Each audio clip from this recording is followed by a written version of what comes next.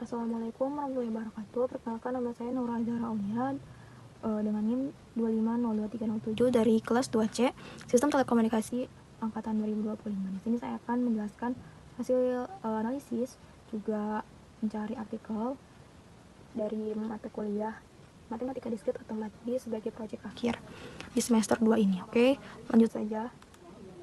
Sebelum itu saya akan menjelaskan identitas artikel yang sudah saya research, yang sudah saya cari, yang sudah saya analisis juga, dengan judul Making Sense of Algorithm in Discrete Mathematics. Penulisnya Timothy H. Lehman, dipublikasikan di Jurnal International Journal of Science and Mathematics Education tahun 2002. Langsung kita masuk ke bagian-bagian artikel. Jadi saya akan menjelaskan identitas artikel dari artikel yang sudah saya analisis dan sudah saya cari, dengan judul Making Sense of Algorithms in Discrete Mathematics, dengan penulis Timothy H. Lehman, dipublikasikan di Jurnal International Journal of Science and Mathematics Education volume 20 halaman 1057 sampai 1077 tahun 2022, dengan doi sebagai berikut dan link sebagai berikut. Di samping merupakan tampilan dari artikel yang sudah saya research, yang sudah saya analisis. Oke, lanjut. Yang pertama itu ada di bagian latar belakang masalah. Penelitian ini berangkat dari sebuah problem pedagogis yang Lehman sebut sebagai instructional dilemma di kurikulum General Mathematics Australia. Siswa kelas 12 diwajibkan menguasai sejumlah algoritma jaringan, algoritma prim untuk minimal connector problem, teorema Max-Flow, mean cut untuk network flow problem, dengan algoritma Hungaria untuk efficient problem. Tetapi pengetahuan prasyarat untuk memahami bagaimana algoritma ini dikembangkan atau dibuktikan berada di luar lingkup mata pelajaran tersebut. Akibatnya, siswa dipaksa mengeksekusi langkah-langkah algoritma tanpa benar-benar memahami mengapa atau bagaimana algoritma itu bekerja. Lehman mencatat bahwa riset tentang pengajaran graf dan algoritma jaringan masih sangat terbatas. Sebagian karena bidang matematika diskrit sendiri relatif baru dalam kurikulum sekolah. Riset terdahulu dari Doug-Lelis dan Katratzeni tahun 1998 hanya mengidentifikasi dua kategori kesulitan umum siswa, tanpa menjelaskan secara rinci bagaimana proses pemaknaan sense-making itu sebenarnya terjadi. Penelitian ini diposisikan untuk mengisi kekosongan tersebut, dengan algoritma Hungaria dikembangkan Hun tahun 1955 berdasarkan kerja Koenig dan Egervari, lalu disempurnakan oleh Moncrief di tahun 1957 sebagai object study. 3 pertanyaan dari penelitian ini diajukan itu: pertama, bagaimana siswa memaknai asesmen problem dan solusinya; yang kedua, bagaimana siswa memaknai tiap langkah algoritma Hungaria; dan yang ketiga, kesulitan apa yang muncul saat mengeksekusi tiap langkah tersebut. Lanjut, metode. Penelitian ini menggunakan metode Design Based Research 2 siklus dari Kurt Jackson dan Miller tahun 2016. Artikel ini melaporkan siklus kedua yang melibatkan 8 siswa kelas 12 dengan usia rata-rata 17,5 tahun dari sekolah negeri berstatus sosioekonomi tinggi di Australia. Kerangka teoritisnya adalah Hypothetical Learning Trajectory (HTL).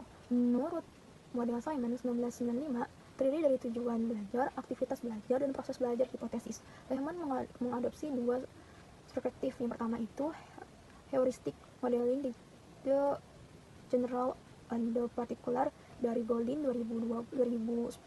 Siswa menyelesaikan kasus kecil dulu sebelum menggeneralisasi. Yang kedua itu konsep sense making dan reasoning dari NCTM. Dari sini disusul HTL 4 langkah. Yang pertama, pengenalan asesmen problem, reduksi baris, reduksi kolom, dan reduksi lanjutan. 3 fase pelaksanaan penelitian. Pada fase desain aktivitas, Lehman menerapkan 3 heuristik desain. Soal pada tiap tahap diselesaikan segera setelah langkah terkait dieksekusi. Ukuran matriks dimulai dari yang kecil, 2x2, 3x3, lalu membesar, 4x4. Dan konteks soal dibuat familiar, ambulans, terus truk pengirim, pabrik karman, dan lain sebagainya. Pada fase implementasi, masing-masing siswa menjalani 4 sesi pengajaran 60 menit dengan total 24 sesi secara satu lawan satu via Zoom. Kebetulan bertepatan dengan lockdown waktu COVID-19. Data berupa rekaman video, papan tulis digital, catatan peneliti, dan transkrip audio. Pada fase analisis retrospektif, data decoding berdasarkan 3 pertanyaan penelitian, dianalisis baris per baris dengan teknik memo dari Corbin dan Scrouts 2015, lalu dibandingkan secara konstan hingga tidak ada kode baru yang muncul. Lanjut, hasil dari penelitian ini yaitu untuk RQ1 memakai assessment problem. Siswa memanfaatkan kompetisi pemodelan matematis mereka, mengidentifikasi variabel, membuat asumsi wajar, mengumpulkan data, dan menyusun matriks. Lalu menyelesaikan soal sederhana dengan strategi mencari nilai terkecil per baris atau kolom, lengkap dengan pertimbangan trade-off antar option. Selanjutnya untuk reduksi baris, siswa memaknai prosedur ini sebagai cara menunjukkan selisih antara opsi terbaik dan opsi lain, serta memahami nilai nol sebagai indikator opsi optimal. Mereka bisa memverifikasi hasilnya dengan membandingkan kombinasi alternatif. Untuk reduksi kolom, siswa bahkan mengantisipasi kebutuhan langkah ini sebelum diperkenalkan secara formal melalui pencarian nilai reduksi terendah di kolom. 7 dari 8 siswa itu berhasil mengenali kasus dengan 2 solusi optimal sekaligus. Tahap selanjutnya ada tahap reduksi lanjutan, terbukti paling menantang. Siswa mempertanyakan apakah reduksi diterapkan pada matriks asli atau matriks hasil reduksi sebelumnya, dan kesulitan memahami aturan. Jumlah garis penutup nol harus sama dengan jumlah penugasan yang dibutuhkan. Beberapa siswa menyebut langkah ini aneh, ganjil, bahkan creepy, namun tetap mampu memaknainya setelah demonstrasi eksperimental dari peneliti. Secara keseluruhan, untuk RQ2, pemahaman siswa terhadap algoritma Hungaria memiliki 3 karakteristik. Mereka memaknai nol sebagai opsi penugasan optimal, memaknai nilai reduksi sebagai biaya tambahan jika opsi tersebut dipilih, dan memaknai algoritma secara utuh sebagai metode mencari opsi-opsi penilaian optimal. 2 fitur desain instruksional dianggap krusial: pengenalan bertahap dan penggunaan matriks kecil di awal. Untuk RQ3, 2 kesulitan utama yang konsisten muncul adalah kebingungan soal matriks acuan untuk reduksi kolom atau lanjutan, dan kesulitan memahami teknik penutupan baris atau kolom minimum. Nah, untuk kesimpulan dari artikel ini, temuan ini mendukung hipotesis Hart 1998 bahwa kompetisi pemecahan masalah algoritmik berkembang lewat pemodelan situasi masalah terlebih dahulu. Namun berkontras dengan temuan Wetzel et al. Di tahun 2020 yang melaporkan siswa kesulitan memodelkan masalah jalur terpendek karena terdistraksi informasi tidak relevan pada peta jalan. Implikasi praktisnya, pendekatan bertahap berpotensi diterapkan pada algoritma jaringan lain seperti algoritma Prim, Dijkstra, dan Fulkerson. Heuristik desain yang dikembangkan dapat dipakai guru atau peneliti untuk merancang aktivitas serupa. Dan studi ini memberi dukungan empiris bagi pola instruksional Hart di tahun 1998, yaitu membiarkan siswa memodelkan dan menyelesaikan masalah sendiri sebelum diperkenalkan algoritma standar. Keterbatasan yang diakui penulis tersendiri itu ada sampel kecil seperti N ditambah N sama dengan 8 dari sekolah sosioekonomi tinggi dengan siswa yang sudah termotivasi tinggi, serta intervensi dilakukan 1-1 via Zoom selama pandemi, sehingga generalisasi ke konteks kelas reguler atau klasikal masih perlu diuji lebih lanjut. Ini ada korelasi dengan materi matematika diskrit. Jadi di sini tuh kita harus mencari korelasinya dari artikel tersebut dengan materi matematika diskrit.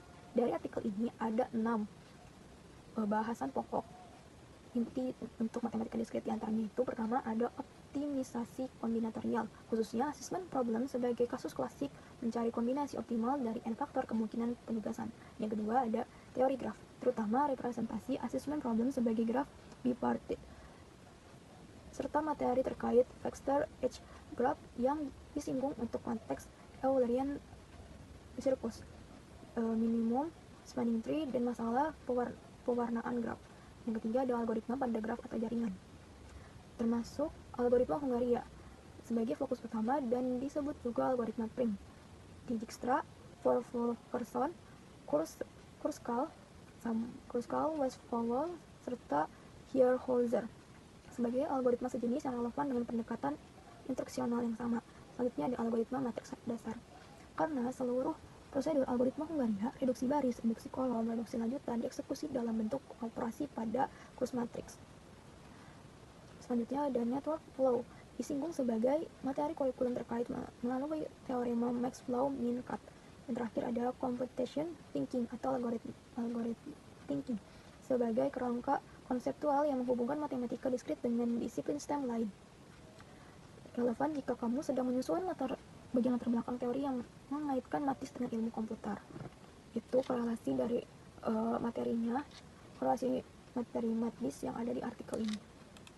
Oke, sekian, terima kasih. Mohon maaf atas kekurangannya. Wassalamualaikum warahmatullahi wabarakatuh.